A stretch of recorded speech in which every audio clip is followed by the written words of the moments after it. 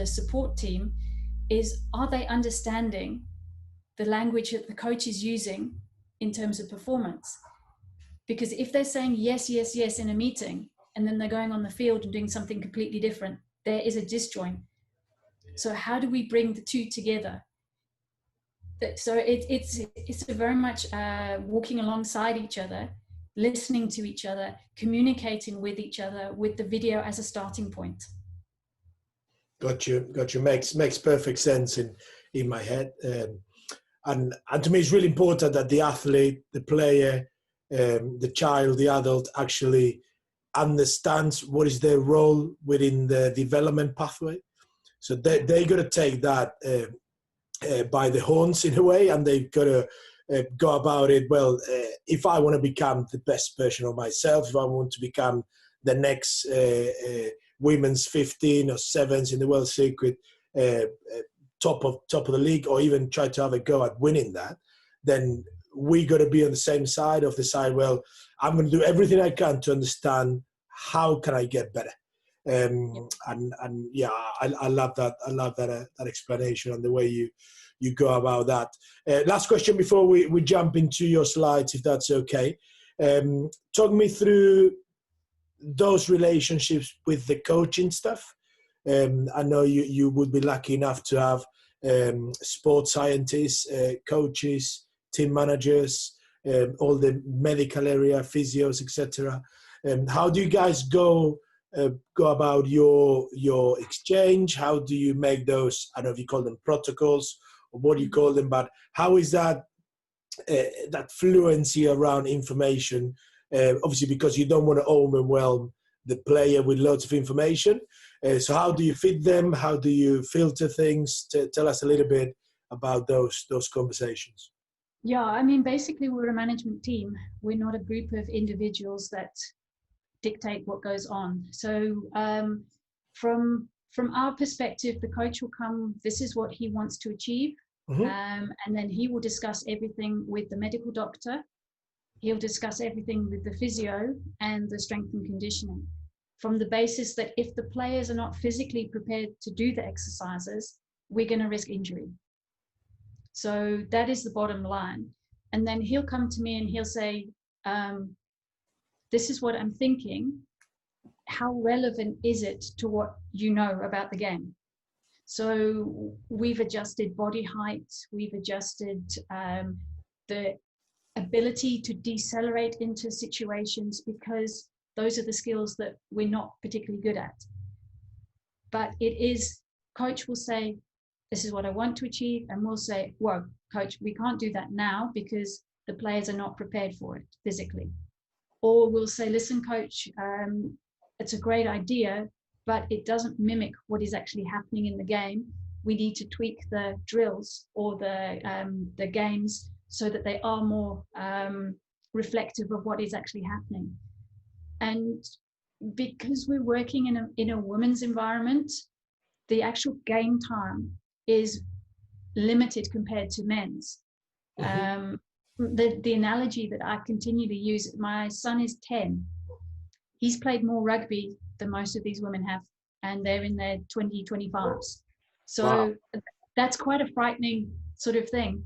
So instead of doing a lot of clinical drills that are very isolated, we're moving towards now just giving them ball in hand, letting them play games, letting them make the mistakes on the park, because that is giving them more confidence to make fewer mistakes, but be more confident when they play. And loads of chocolate cake, that would be my advice. I'm not sure that our conditioning guy would agree with you, but I'll try on that one, yes. Michele, I'm going to leave you to share your screen, and whilst you get ready, I've got a couple of admin stuff on my side. If you don't have your camera on and you like to put it on, that'll be fantastic, so we can see each other and it becomes a little bit more personal. Also, I'm not following the chat whatsoever. I don't even have it open. I'm going to open it now. If you guys want to share where you are connecting yourself from and what sort of environment you are involved with, if you're in a club, if you're in a grassroots, if you're in performance or whatever you are. Also, once we finish this conversation, in the next 24 hours or so, I will send you an email with a few bits and bobs there, perhaps some of the authors that we mentioned in this conversation, some resources, and also the recording of this conversation, which is going to be missing the first 4 or 5 minutes because I forgot to hit record, but you haven't missed that much. And finally, once again, invite you to join us on social media at Sud Coaching on all the social media you can imagine. Sudamerica Coaching is going around as well. If you can give us a shout on social media and show your appreciation for Michele's time today, that'd be absolutely fantastic. Loads of messages coming through the chat right now. There's people driving, there's people doing all sorts of things. Petra in Croatia, be careful where you're driving, please, as you're hearing this conversation. Michele, do you want to go ahead and share your screen? That'd be awesome. Okay. We'll leave Andrea to recover for a minute. Okay, so what I'm going to present to you is basically a few of my thoughts and to give you an idea of the way that I construct my analysis. So to start with, you can see that my email is actually on the bottom of this slide. So if anyone wants to contact me to get hold of these resources, then please use the email at the bottom. Please spell it correctly. It's spelled the French way. Yeah, otherwise I won't get the message. So I'll make sure, Michele, if that's okay with you. Sorry to interrupt. I'll put your email on the email that is going out to all the people that register for this conversation. Perfect. So very simply, I wanted to define what is sports analysis. So I created this article in the Sports Science Collective, giving you a basic idea of what it is. And basically what we're trying to do is answer the question of what happened during competition. And we're looking for the how and the why. So this is the basis of analysis, is what happened, how did it happen, and why did it happen? So you can read more about that. I'll send you the PDF with that article on. But this is my thinking in terms of analysis is what are you actually looking for? So what is your ideal outcome? Now, depending on what your background is, whether you're high performance or whether you're grassroots, do you want to win or do you want to improve? What are the basics of your particular sport? And how can you assess the performance? And you see, I'm asking the questions in a vertical order, but when you get to the end, you start again. Because if you don't keep asking that question, you're going to reach the end, and that's how you're going to do things from then on forward. So it's a dynamic process that is continually questioning, what am I looking for? How do I measure it? How do I evaluate it? And then how do I monitor for changes in performance? So I've written the same thing. I've used an individual sport model and I've used a team sport model. They're asking the same questions, the same format, but obviously you're measuring different things depending on the type of sport that you're looking at. So then the next one, I've gone more specific here, and I've actually written one that specifically deals with rugby and sevens rugby. So you're having a look at the basics of the sport, defending, attacking skills, passing, running, kicking, tackling or dispossessing the opposition. You've got then tracking movement patterns, now looking more at a team perspective rather than just individuals. And then you've got the flow of the game. So one team starts with the ball, then whatever happens influences the next stage. And so you start building up a picture when you're looking at the game as to those things. You take those questions that you've got into how do you assess performance and how can you measure it. My strong advice is you start simple, because I'm imagining that most of you have really full days, and to start analyzing complex situations is going to take far too much time for the output that you'll actually get.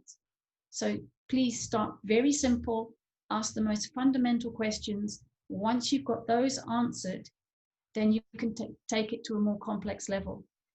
The reason for suggesting that is because if you address very simple things, you might find that they have a bigger impact on the more complex areas in performance than if you start the other way around.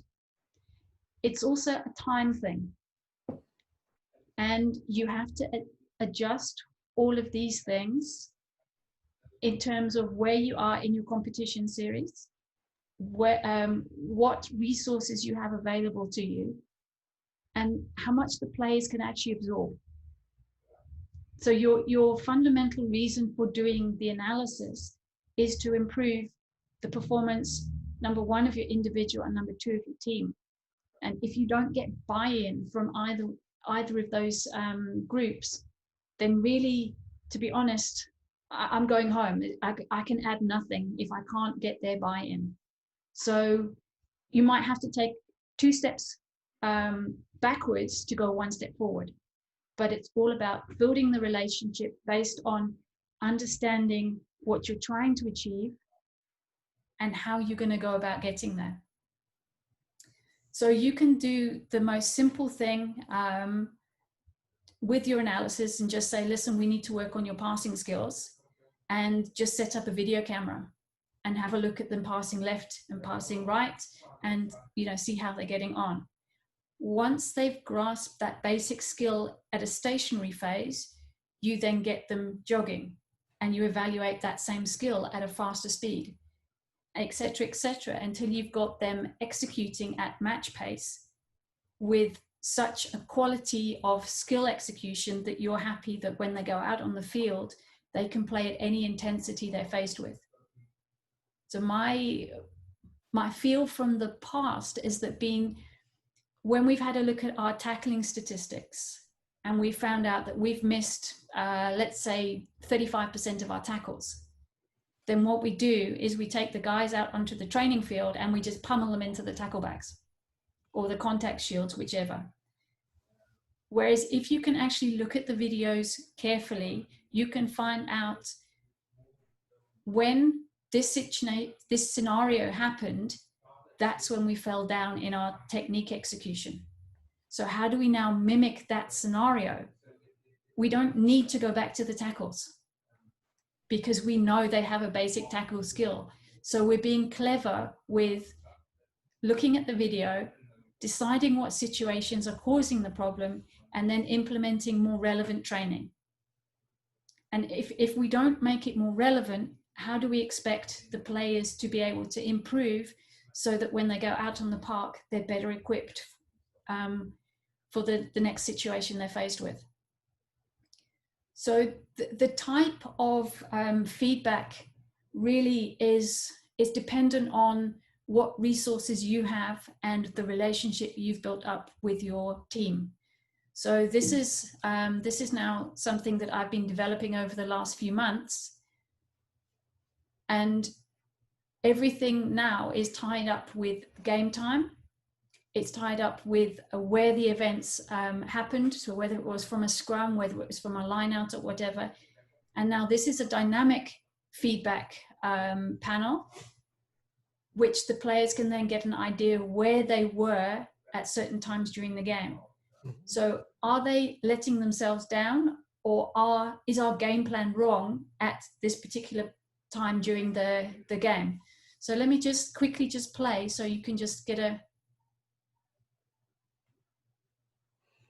So those are all of the attacking plays for New Zealand against Australia. This is where they started in the darker and finished in the lighter in the first half. That's now the second half. Those are the phase plays. So already we can start to see that different things happen during different times. Now we change it so that we can have a look at what happened during from the restarts, from the lineouts. And all of this is continually updating. Wow. So it looks amazing. It does. But if the players don't get any value from it, then it's really not any use.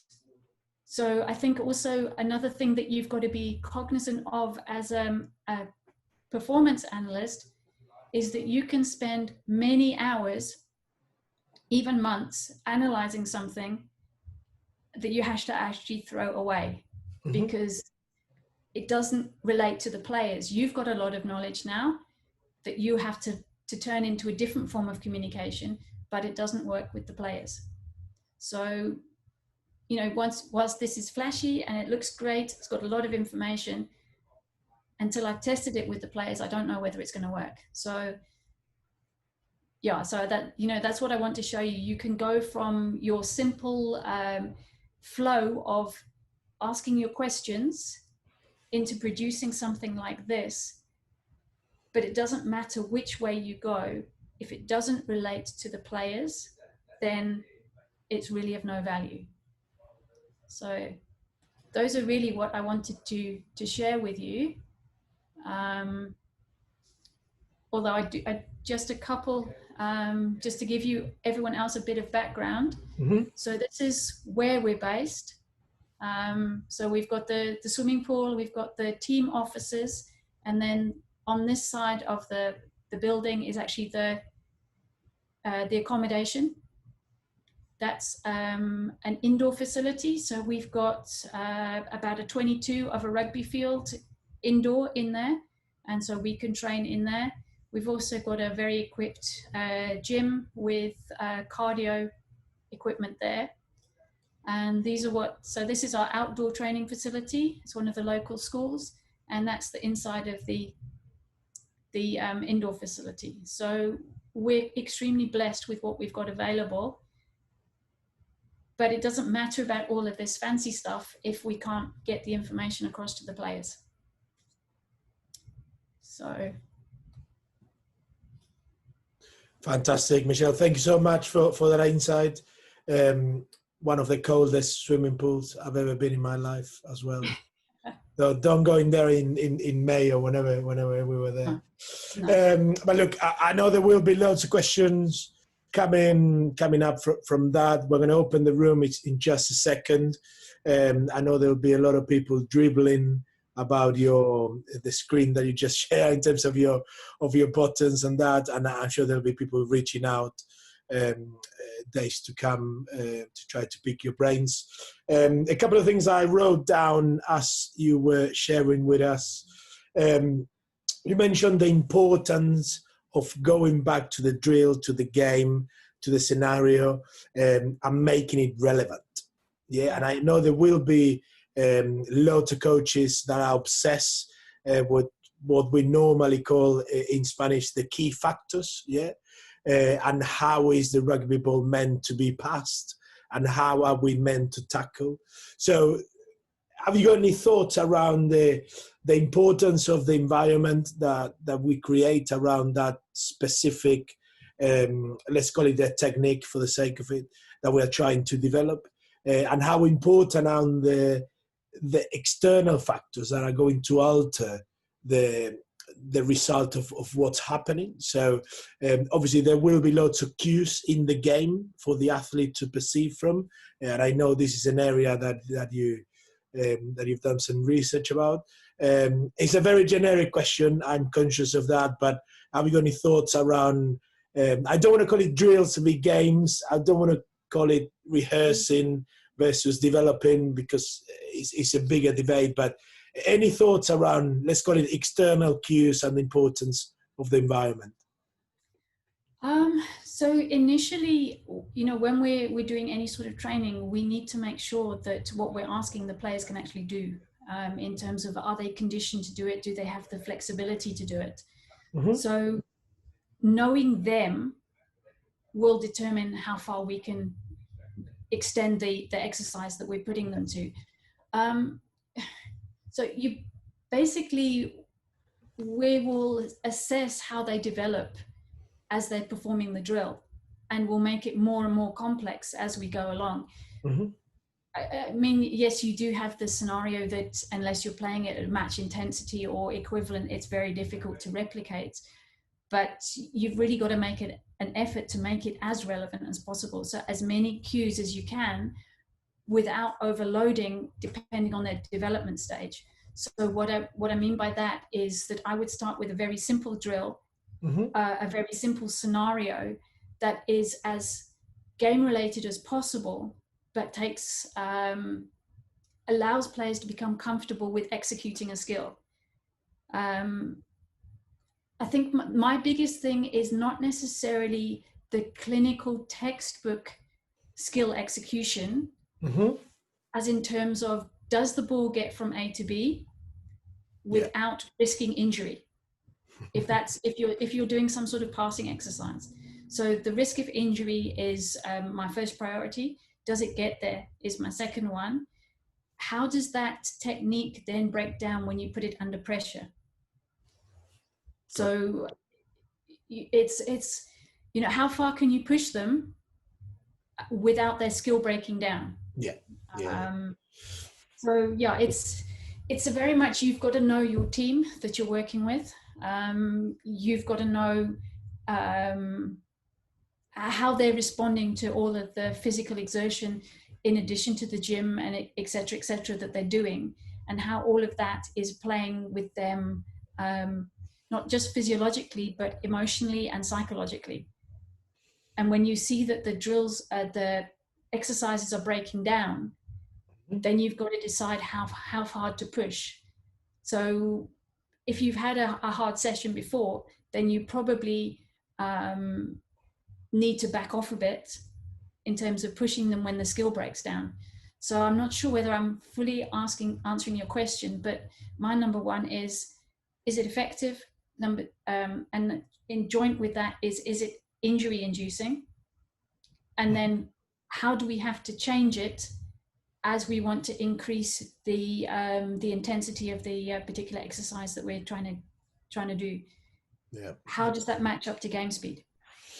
Yeah, and obviously there is some background to my questions. We all see those environments where people are doing things for the sake of doing them because they've always been done that way, and we always start with the famous ABC, whatever that means. So yeah, obviously we're not going to go down that route because I think we could be here for days. But yeah, just doing things for the sake of doing them, I think is something of the past, especially with the amount of information that even your 10-year-old will have at the time of passing a rugby ball or tackling somebody.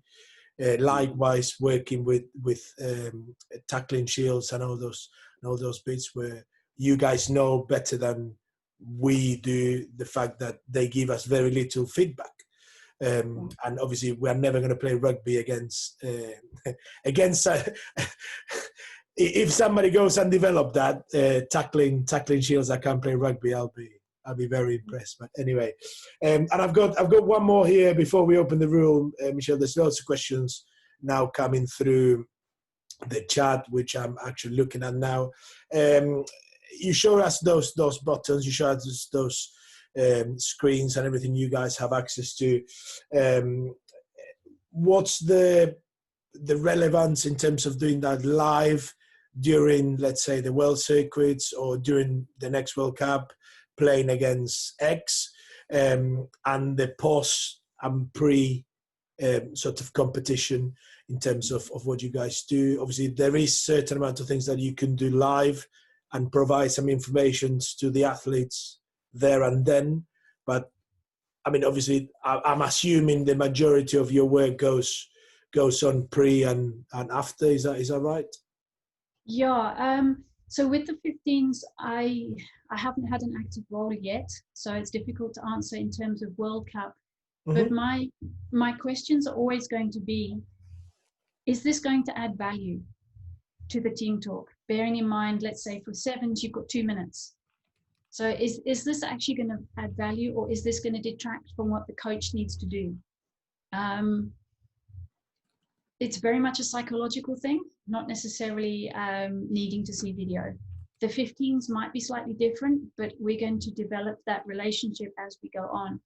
So what I've done is I've created everything to produce that information live, so the coach has it in the box or wherever he's sitting.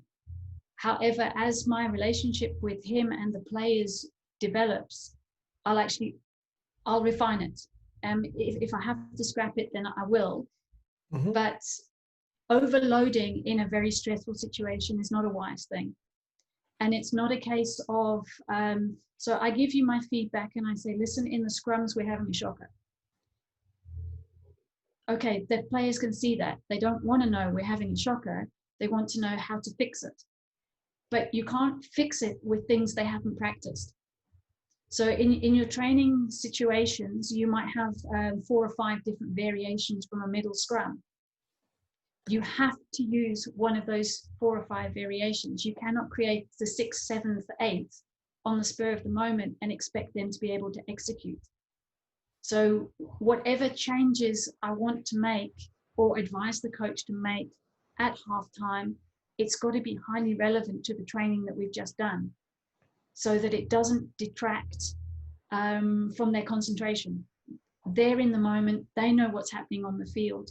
They don't want to know something's going wrong, they know that, they want to know how to fix it, but in ways that they can fix themselves, not in hypothetical situations that they never come across.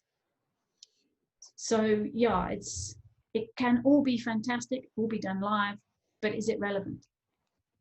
There we go. Fantastic. Brilliant. Thank you so much. We got just under 25 minutes to pick your brains, Michele. And if you want to ask in Spanish, I'll translate for you. If you want to ask in English, then Michele will start replying whilst Andrea translates on the option. A couple of things that you've already replied to. So Anibal was asking about how you guys communicate things around information stuff, and I think you covered that in your last reflection. Mauricio in Argentina, he was asking about turnovers. How do you guys perceive turnovers? Is it everything a lost ball and we got to start again, or do you see them as opportunities where we can create some counter-attacking or create some opportunities from there? So we'll start with that one. Language now is very much, we're on attack, whether we have the ball or whether we don't. Okay. So every scenario, he's looking to put the opposition under as much pressure as possible. And he doesn't want to look at defense as an item, it's just attack without the ball, because he perceives that has a negative connotation. So for me, I mark a turnover as every time we lose the ball, because that, then it gives us an opportunity to regain possession and attack from that position. Got you. Thank you for that. Juan, also from Argentina in Rosario, is asking about how do you manage this winning v improving? Do they go hand in hand in terms of do we have to improve before we start winning? And you mentioned something before when we were starting the conversation. Any thoughts around that? I think it really depends on how you're judged. So if you have a look at the scenario, we've got management in the office and we've got the coaching staff on the field. Okay. So those in the office, they will judge us by our win to lose ratio. We very much ignore the result in terms of actual numbers. We look at it in the current state that we are. We need the players to have played better in terms of understanding the game better. I think women's rugby in South Africa is not particularly professional. And you also have to incorporate the fact that we have 11 different official languages of the country. So to actually get everyone communicating in one language and understanding that a ball carrier is someone that is carrying the ball in 11 different languages. So we're keeping everything extremely simple. Our ideal at the moment is to improve our rugby at a national level. That is what our aim is.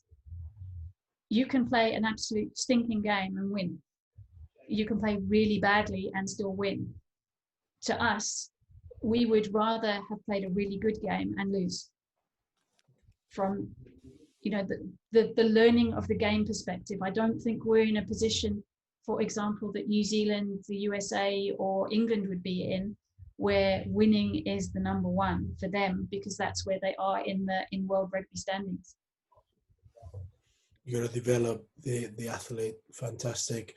I'm gonna go to Nacho Ignacio in Bahia Blanca in Argentina.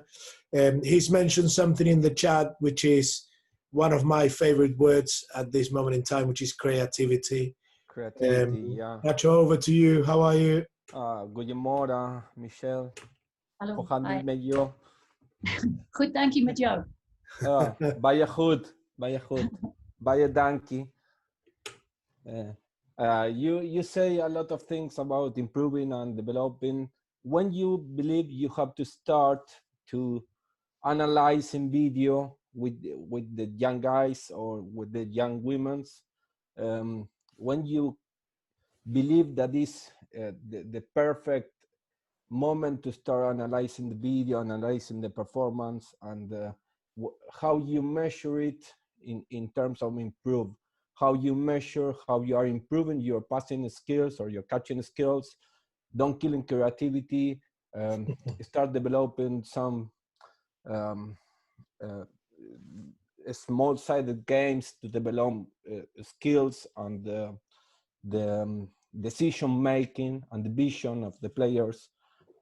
We have the problem to all the field occupation, to perceive the space, to attack and to defend, and in terms to create more opportunities to attack and to maybe give the opposite team the less space to damage us.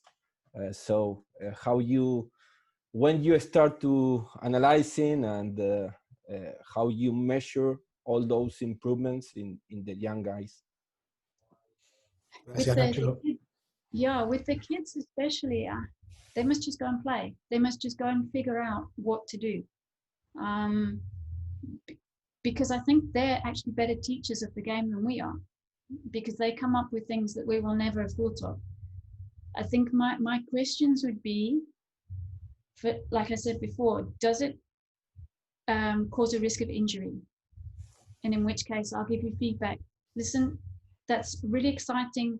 However, long term, you're going to end up with a back injury or something like that. So I think to keep creativity, which is vital, and I think it's becoming more vital again in rugby, we need to just let them play. We can record it from a perspective of giving us record of the techniques that they're using. And we can have a look then, do we need to intervene? Or maybe as they're getting older and they're getting stronger, their technique is not as good. But I would actually I want the kids to just play and have fun and not be put into boxes. So like I say, maybe from our perspective, we're looking at the video, but maybe the kids don't actually need to see it unless there's something really amazing that happened. And then it's a positive thing. Because if you start feeding back video and it's, yeah, but you didn't do this. Yeah, but this could have been better. You're already putting a negative side to making a mistake. You've got to let them just make the mistake and show them how to do better next time, but never in a negative way. So if you feel that what you're seeing from a video session, you can only portray in a negative manner, then you don't show it. Yeah, I love it. You get me goosebumps every time you mention let them play. Yeah, and I think in some environments we forgot why those children show up to do what they do, and some of the and the adults as well. And you keep going to this repetition. You keep on going to injuries, and one of the very well-known stats going around at the moment is that. Let's take America as an example. Before children start high school in America, so 13, 14 years old, about 70% of them decide to leave competitive sports or organized sports like we call it nowadays. And two of the main factors are, one is the one you just mentioned, which is injury, and the second one is burnout. That obviously has got to do with your reflection around how we present things to young athletes. So brilliant. Thank you so much. Thanks so much for that, Michele. So thank you, Nacho, as well for your question. From one of my favorite words, we're going to go to one of my least favorite phrases. Billy in Buenos Aires in Argentina, he is asking about your role and the influence of your role in the game plan. Yeah, what people call a game plan. We got this master thing that is going to make us score points because the opposition is going to do what we think they're going to do, and we're going to score points. I'm being very cynical right now, so I'm going to stop and I'm going to leave you to reflect on that.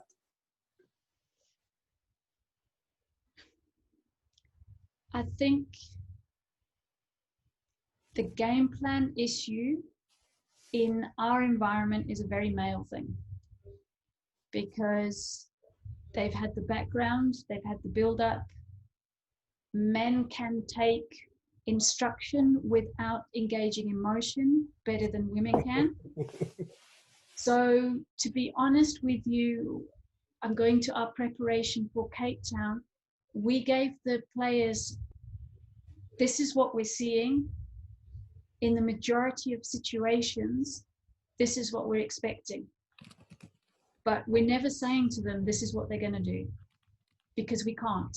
You know, you don't know how their preparation is going on. You've got to give the players background that they can understand, that doesn't scare them.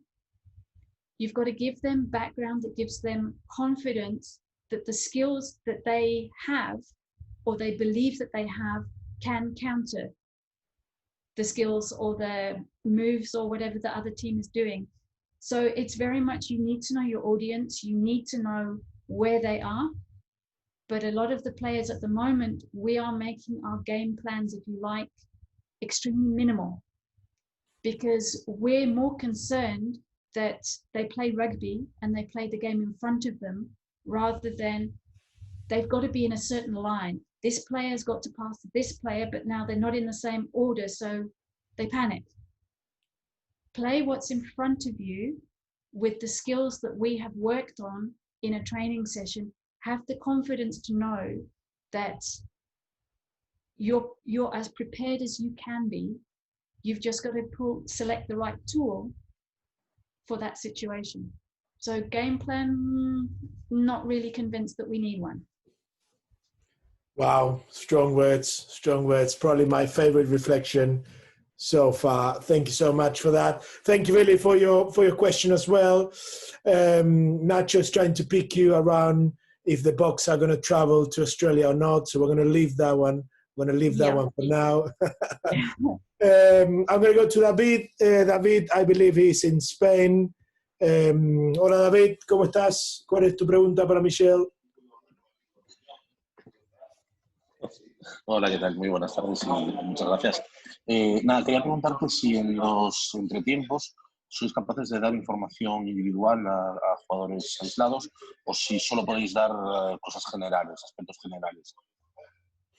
Gracias, David. Michele, David would like to know around how you relegate information during halftime, so during breaks, if it's 7s, or halftimes, if it's 15s.